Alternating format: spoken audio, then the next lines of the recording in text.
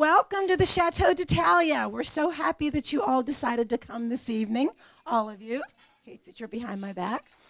But I hope that you're enjoying yourselves so far. Thank you. My name is Tony Carley. My husband is David, right back there. And we are the owners. And both my children are here serving this evening. My son, Nick, my daughter, Francesca. We're very proud of them. And we're all here for one thing, and that's for Alzheimer's awareness. And we so much appreciate that you have as much concern as we do.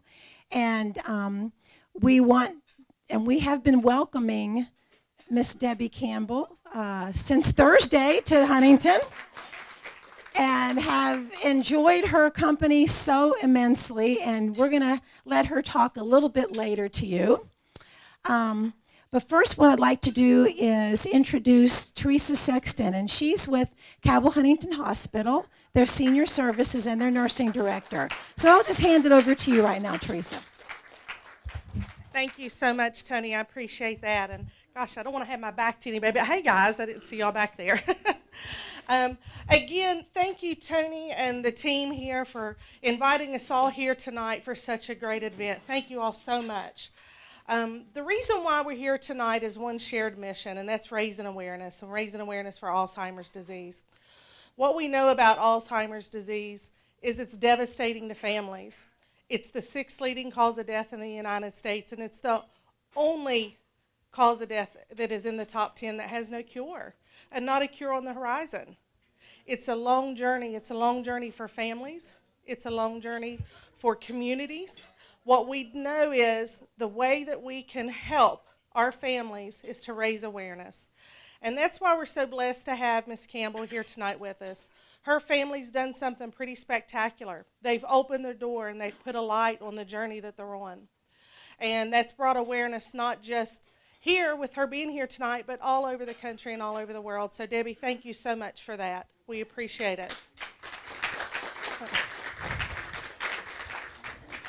I'm so blessed to be here tonight and being part of Cabell Huntington Hospital Senior Services, and we have the great senior service team over here. What we do every day is we serve as a resource for families that are battling Alzheimer's disease. We facilitate a support group, and there's some of the support group families here tonight. Thank you all for coming out. It's a time that we can come together and we can support each other and we can find ways to navigate that journey, because it's not short. You know, dealing with geriatrics and geriatric disorders, there are a lot of diseases that you go through the diagnosis, you go through the treatment, and you go through the journey, and it's very short, sometimes even shorter than you have time to get your head around. That's not the case with Alzheimer's. It's a long, long journey, and there's a lot of need for those families and a lot of need for support. What we're doing here tonight is raising money for that support group. And I can't tell you how much that I appreciate that you all chose to come out. And I can tell you that the families that are going to benefit from us coming out tonight is going to benefit in ways that's going to make them safer.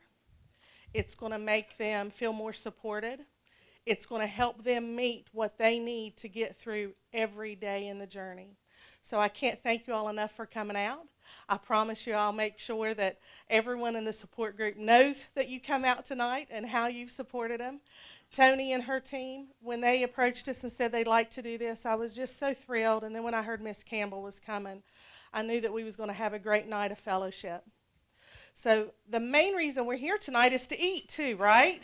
So I'm going to quit talking, but I will say what a blessing to have you here. And I know that I've had the opportunity to meet Miss Campbell yesterday and heard a little bit of her story, and you're all going to enjoy that much later. So enjoy your meal, and thank you so much for coming out. This last video is my very favorite that I did with Dad. We did it at the Andy Williams Theater, but unfortunately, you can't see us real well. But it's my favorite duet that Dad and I did. And then when the Alzheimer's started coming into play, we couldn't do it anymore because he would forget where to come in, because it's 2 songs at the same time.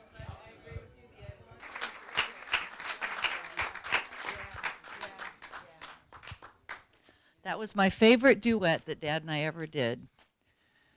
was Andy's too, Andy Williams. He loved that. I hated it when we couldn't do it anymore because it stopped there.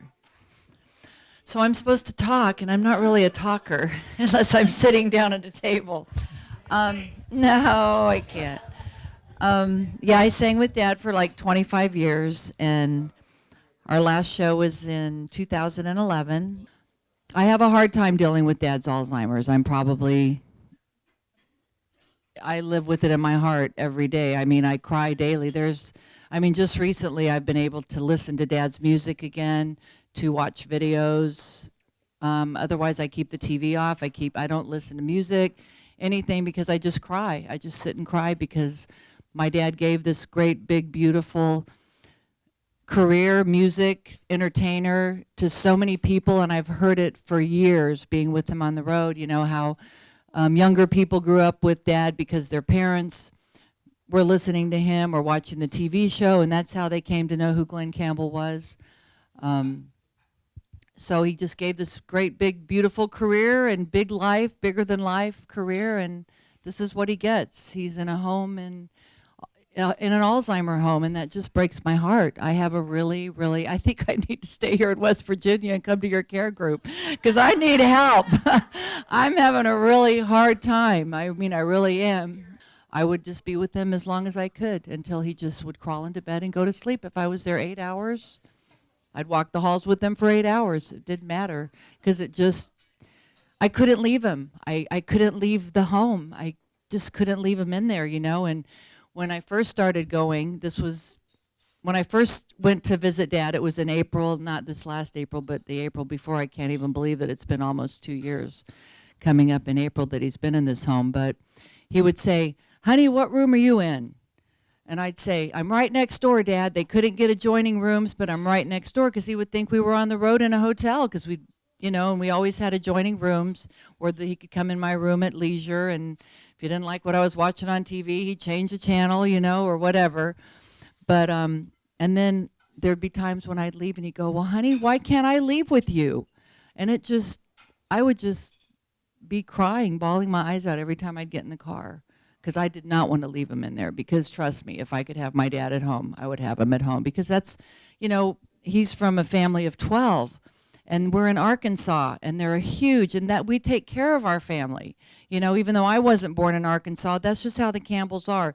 They take care of their own. We took care of my grandparents, my dad's mom and dad, when they had early onset dementia in their 80s. They didn't put them in a home. And when my Uncle Boo, who taught my dad how to play a guitar, when he got Alzheimer's, my dad did not want him put in a home. He said, "I will pay for someone to come and take care of him at home. I do not want him put in a home." But of course, Aunt Shirley, Uncle Boo, unfortunately was very combative. He was a combative Alzheimer patient, and she couldn't handle it. And so therefore, he ended up going to an Alzheimer home. So this Alzheimer's is just, I will do anything. I will go anywhere that I can to help raise money, to do whatever part I can do. I did one in Bakersfield, California, where Michael Israel painted a painting of Dad. And so they donated it to this Alzheimer chapter in Bakersfield, and this gentleman got a hold of me, and he had done a tribute album. So he asked if I would come and just be a part of their festivity. I didn't have to sing. I didn't have to talk. He just wanted me there, and they were raffling off a picture of Dad. That painting went for $50,000. And it was amazing. And he paints, I don't know if you've ever seen what he does, but he paints to music. So you would send in a song, and I think he painted Dad's painting to All Be Me, to the I'm Not Gonna Miss You, from the All Be Me documentary. Well, the people there saw how touched I was by this painting because I wanted to take it home with me because it's my dad. I want to take this painting home.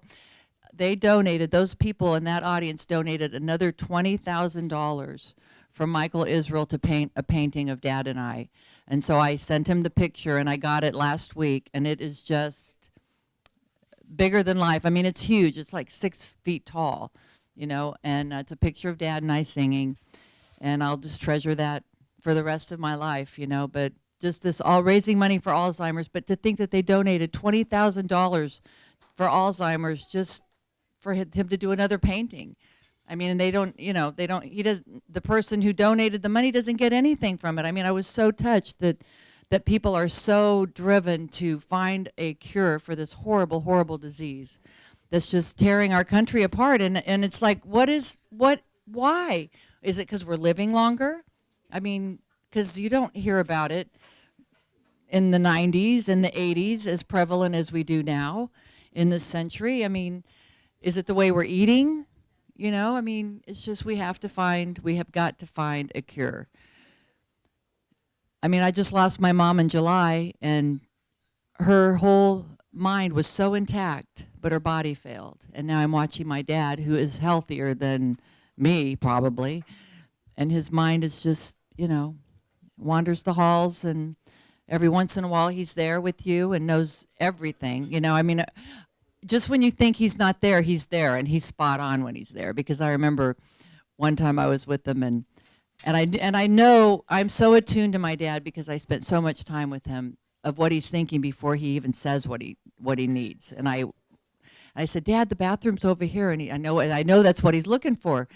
And he hadn't spoken like an hour, and he looked at me and he said, I know where the bathroom is. I've been here longer than you have. And I'm just like, just when you think he's gone, it's like, boom, he's right there, sharper than a tack, I'm a flight attendant. I have been for 30 years. Everybody knows me at work. They all know that my dad's Glen Campbell. So every single day that I step in that airport, how's your dad? How's your dad? How's your dad? And it's so upfront and in my face, even with everything that's going on behind the scenes, that I'm just constantly, I just want to crawl into my house and not even leave. And I hope I'm not rambling on because I'm just overwhelmed, I think, with the reason that we're all here. And not just Glen Campbell, my dad, but anyone's mother or father, uncle, son. I mean, I had a lady at work. She's a supervisor. She's not working there anymore. But her husband, and this is really crazy, and somebody today that came to the book signing at Empire, the same thing happened to their mother at 59 years old. But they went in for a minor surgery, and the anesthesia, they had a reaction to the anesthesia, and overnight they had full-blown Alzheimer's, full-blown, just like that. Didn't know and that happened to the lady at work. Her husband went in, he had like a little infection on his toe, and when they went for surgery or gave him something for it, he had a reaction to what they gave him, and he didn't know who his wife was when he came out of it. And then he died. He just died recently, and that was like within not even 8 months. Full blown, then he's gone. So that's something to say for a difference, of the drugs that we're taking, I mean, we just don't know. We just don't know. But I sure thank you all for allowing me to come here and be a part of this wonderful feast. It is a feast. I've never been to Huntington, West Virginia. It's awesome. I've had fun. And I'm just so blessed that Tony and her husband brought me into their world and allowed me to come and be a part of all this. I just wish Dad could have been here because he would have loved y'all. He's just a good old boy from Arkansas, and I'm just like him, just a good old girl. I just like to hang out with everybody. And, she keeps laughing at me saying, "God, you're just so normal." I'm like, well, what? We're all the same. Everybody is the same. We just have different careers in life, whether you're a doctor, the president, or whatever. We're all the same. We all are the same to this guy up here that's going to judge us at the very end, and so it does not matter. But in the meantime, let's find a cure so we can all stick around here a little bit longer with our brains full intact, right? Right. So, but anyway, thank you all so much. I appreciate it. Okay. Any questions for Debbie? My book, I'd been thinking about it for a while. I kind of was really hurt, and I just started writing, journaling, getting my feelings out. My husband and my girlfriend's like, go talk to somebody. You need to go and talk to somebody. I go, I don't want to talk to nobody. You're going to tell me the truth. If I ask you a question, who's going to tell me the truth of how I'm feeling rather than my husband or my best friend? A psychologist can't tell me anything. They don't know me. They don't know my life. They haven't lived my life like you have. You've been with me through this whole journey. You know what I've went through. And so I just started writing, and I thought, you know what? This has really been a hard journey to have a relationship with my dad. I was the firstborn. He's had 4 wives, 8 kids, millions of fans, millions of business people, people in and out of his life every single day of his life. And I managed to get in there and have a relationship with him and become best friends. I mean, my dad and I were best friends. He wanted me with him all the time. He even wanted me with him so much that he made me golf. And I'm like, Dad, are you kidding me? It's my only day off. I'm not going out and chasing that stupid ball around on the course. He goes, oh, come on, honey, you'll really like it. And I'm very competitive, you know, so, I mean, I love to bowl. I was a softball player, so I'm very competitive. I'm like, all right, I'll give it a go. And I ended up loving it. And so every day that's what we did, especially when we were in Branson, Missouri.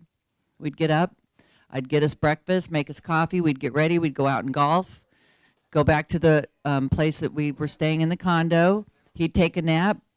I'd, you know, do whatever with girlfriends or whatever. Then I'd get him up, we'd have dinner, and then we'd go do a show. And the next day we'd get up, have breakfast, go out, and I golfed with him. We did that for like, if we were in Branson for 2 weeks, we were golfed every single day for 2 weeks.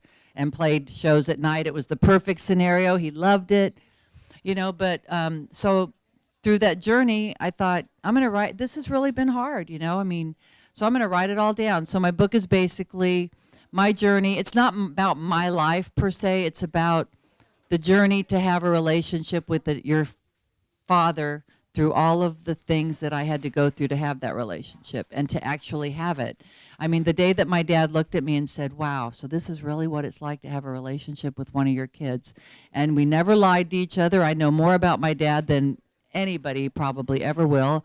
I know about his loves, his hates, his, you know, I just know everything about him. I mean, he looked at me and he said, honey, if any of my wives would have been like you, I would have only been married once.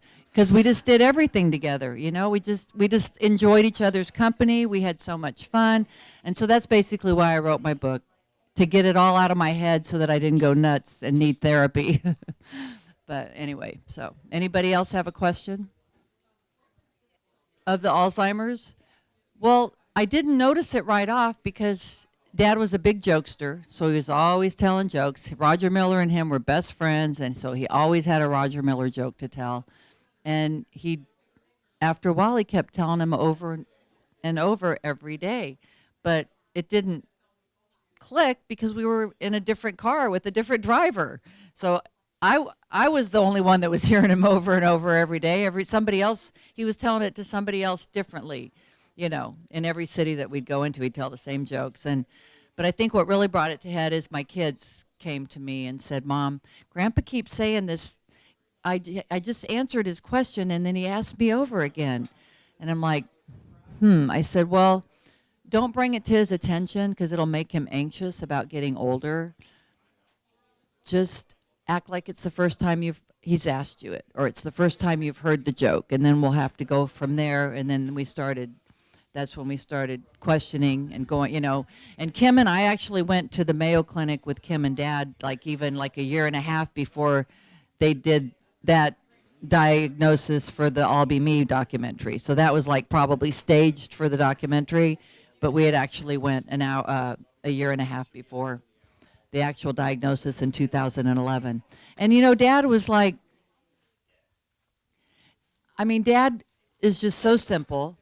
And he had everybody doing everything for him, you know. I mean, he didn't care what day it was. He didn't know what time it was. He didn't need to, because all he cared about was singing and playing golf. Those are the only two things that my dad cared about. If he wasn't singing, he was either laying in front of the TV watching golf, he was down at the golf shop tinkering with his golf clubs, or he was out on the golf course with his playing golf.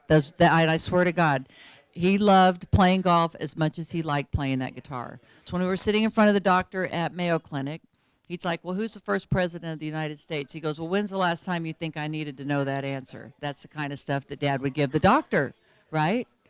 I mean, and it's true. When did you need to know who the first president was? Unless my kids wanted me to say Warsh. And they'd go, Mom, who was the first president? Because I say Warsh. George Washington. Then they laugh, ha, ha, ha, you know. So that's why I know who the first president. Or they'd ask him, what time of year is it? He goes, well, I'm not wearing a jacket, so it must be summer. You know, he wasn't being a smart. That's just, Dad didn't retain things in his head that he didn't need to know about. You know, he goes, I don't need to know that stuff. You know, and well, that made the doctor really concerned and think, you know, And of course, it turned out that Dad was, early signs of Alzheimer's, but it wasn't because he just didn't need to know that information. And here the doctor's thinking he's really stupid. Those were the telltale signs of just repeating over and over and over. But I never tried to bring it to Dad's attention because I noticed when you talked yesterday, I was listening to you, Teresa, talking about anxiety. Because that's the first thing we did with Dad was anxiety pills because he started getting really, I remember going to New Zealand. We were going on tour in New Zealand, and he wanted to get off that airplane. I'm like, Dad, it ain't happening right now. I'm here to tell you who's got the drugs. We've got to get Dad, calm down here, But, and I think that might have, by him having to take anxiety medicine and any other little thing that was going on, could have made it even come on quicker. I really believe that from listening to you, And it didn't even dawn on me until you said that yesterday on TV. And I'm like, wow, because that was the first thing that Dad started getting was anxiety. And as you get older, we all get anxiety because we don't want to get older. So you just think that that's what's going on. That he's like, oh, I'm getting older now, and, you don't think it's Alzheimer's. So that's weird. I just connected that yesterday for the first time. Anybody else? Yes, ma'am. What, honey? Is my dad? He's going to be 80 in April. I know. It's hard to believe. Just overnight. And it was easy because we always knew our big tour schedules way in advance. And so I'll explain to you, I got 5 weeks of vacation a year. But I could turn that into 5 months of vacation a year because if you had 1 week of vacation in a month, you did not have to work that month if you chose not to. And so, of course, if you had another job that you were getting paid at, then you could do that. So when we took big tours like to Europe or to Australia or whatever, then I would take my vacation in those months. And so it worked out pretty good. Although we did I lived in Branson for 5 years when Dad got his Glen Campbell Good Time Theater in Branson. I started singing with Dad in 1987 at the State Fair in Phoenix, and I probably shook for 2 years singing with him. Every time I'd get on stage, I was a nervous wreck, but I wanted to sing, so I did it. And Dad wanted me to come on the road with him, so then we went to Branson, and in the theater, we were there 3 weeks and then off a week. Well, how am I going to fly for that 40 hours that I have to put in for that month and then see my family? So we moved to Branson. So then I would sing with Dad for 3 weeks, and then I'd fly to Phoenix, and it was not an easy job because I had to go to Phoenix to start my trips. So I'd drive from Branson to Springfield, take U.S. Air Express from Springfield to Kansas City, then take America West from Kansas City to Phoenix, and then begin whatever trip I got. And that was, sometimes I'd be up like 24 hours just to start my trip. And then, but it was great because my kids got dropped off at the theater after school, and we all ate dinner together, and then they would go home and go to bed, and I'd do the night show with Dad, and then it was awesome. It was a great family atmosphere. Dad and Kim got a house in Branson, and it was a great time. So, yeah, but that's how I saw my family, was by having to move to Branson. So, but I did it. I'm a tough old broad. And I'm still flying after all this time. Yeah. In fact, I got off the airplane Thursday in Charlotte and then made my way here, and I was on a trip. So to tour with Dad. I love Europe. I'm just so in love. But see, I graduated from high school in England because my stepdad was military, and then my ex-husband was military, so we lived in Italy for 4 years. And then, but I loved Australia. I mean, that was so much fun, even though they've got everything there that can kill you, every snake known to man that's going to get you. I remember the first time we went to Australia, we were in and I'll never forget it, we were in the hotel, and I was in the room in Sydney, and they had this beautiful green robe, and I thought, oh my God, it's got the Sydney Hotel, and I'm going to put it on. This thing about this big green thing crawled down my back, and I mean, oh my God, I was so freaked out. So I was scared to death the whole time that we were in Australia. Even though I loved it, the people were awesome. I mean, I actually went to their not aquarium, but where like their little zoo place, just to get acquainted with everything that Australia had to offer, so that I knew what it looked like and what the most dangerous thing was it's going to get me, you know. Yeah. Oh my gosh. Yeah. But I love touring Australia, and always England, Scotland, Ireland, Wales. They were always great times with Dad. We had a lot of fun. Had some fun time. I mean, and in the early years, Dad and I never traveled with the band. The band would always have to go a day early because Dad never rehearsed. He never rehearsed unless he was doing a new song, and then that's the only time you'd ever get on stage. The band would set everything up. They'd do his vocals because they knew he wanted his monitors. He never did the in-ear thing. He hated that.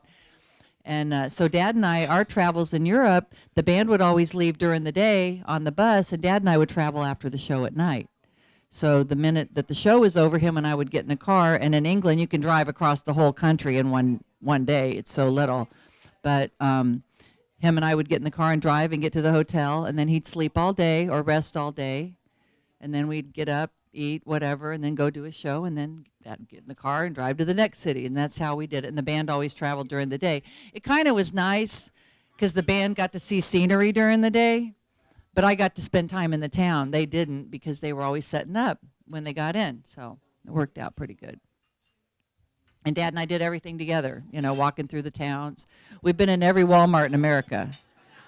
He loves Walmart. We've been in every Walmart. And let me tell you what, don't ever let him go buy As Seen on TV, because he was going to buy it. I mean, I remember one time I got home off a trip, and he had ordered both of us these omelet pans, you know, that fold. They fold over and make the omelet for you, and he had seen it on TV. I mean, my dad is I'm just so blessed that I got to know the man, because he is so hysterical. Him and Kim stayed with my husband and I in Phoenix once they had moved to Malibu. It's been maybe 6-7 years ago. And so we let them stay in our bedroom because Kim likes king-size beds, and that's where the king-size bed was our bed. So my husband and I stayed in the spare room. Well, after they left, my dad, him and those Sharpies, he'd be watching TV, and if he couldn't find a piece of paper, he'd write on anything that he could find. I mean, I had phone numbers on tissue boxes, and then there was this phone number on the back of our remote control in Sharpie that doesn't come off. I mean, he just... you know, I mean, I guess if you're a celebrity, you could just get away with that, right? I mean, I didn't care. It didn't bother me. But he was just a character. He was just a character. Funny guy. And he still is. He still is. It's funny, Tanya Tucker, I'm friends with Tanya. In fact, I'm friends with Sarah, my dad's third wife. I'm friends with everybody because they didn't hurt me. Just because the relationship didn't work out. I mean, me and my ex-husband, we just stayed. My son got married 2 weeks ago in California, and I rented 3 houses on one property for my ex-husband, his wife, her kids, me, my husband, and I spent more time with my ex-husband's wife, and he spent all the time with my husband. You know, we just get along, you know. But Tanya called me. I walked in the Alzheimer walk in Phoenix last weekend, and Tanya called 2 days before, and she goes, I want to come out and walk in that Alzheimer walk. And I said, well, absolutely. I said, get your link out there, and I raised $5,000 so far. I want to see if you can beat me. Well, of course she didn't. So let me tell you what, I'll be starting her little link a little bit earlier this year. I said, you better send your link to Merle and Willie and all those guys that you know and tell them to get, donate money for Alzheimer's. But she came out and stayed at the house, and her and I went and walked for Alzheimer's, and it was awesome. And I wore Dad's rhinestone cowboy outfit. This is the 40th anniversary for Rhinestone Cowboy, and I've got the outfit. And, actually, a fan found it, and she brought it for me to wear because she wanted to do a whole video of me in Dad's Rhinestone Cowboy outfit. So I wore it for the walk. I thought, what better way to raise money? And anytime anybody said, can I get a picture of you with that outfit on? I go, yeah, but you got to donate money to Alzheimer's. And that's just, she goes, well, I work for Alzheimer's. And I'm like, well, that's great, but still got to donate more money for Alzheimer's, So, yeah. So just got to do what we can. And every year we walk. I have a Campbell team, and it keeps getting bigger and bigger every year. So this is our 3rd year that we walked. And next year we hope to even be bigger and better. And it's in November. And last year it was like, I think the 14th. No, this year it was the 14th. I think it was like a week earlier last year, seems like. So I don't know. But I'm going to start my link the minute I see it open. starting my link. Yeah, oh, I'll get some cards. Start sending my link to everybody. You know, it's so weird. He doesn't really, he's not interested in the guitar anymore. He was a year ago, but now he's really not. But it's funny because if you put a DVD on and he hears like Dean Martin or somebody like that, he'll turn and it's like he knows, you know. I mean, we played a video for him. It's been probably a year ago. My grandparents were on it. It was like an old TV show, and he just turned and he just started crying, and he's like, "Oh my God, how'd you do that? Where'd you get that?" You know, and then he'd walk away from the TV, and then Ray Charles came on, and he'd turn and wow, he was a good one. You know, he just remembers back in the day. You know, and when he was playing the guitar, he didn't play any of his stuff. He was playing like Hank Williams and the really old stuff that he was probably taught as a kid to play. You know, it just, wow. And I think because his eyes light up when he sees me, it's because I look so much like my grandma, his mom, that I think that could be part of the recognition also, you know. Thank you all for coming so much. We have a little goodie for you. When you walk out, we'll give to you, okay? And thank you so much. Keep us all in your prayers. It's important for people that are battling Alzheimer's disease and the families that are supporting them to know what resources are available.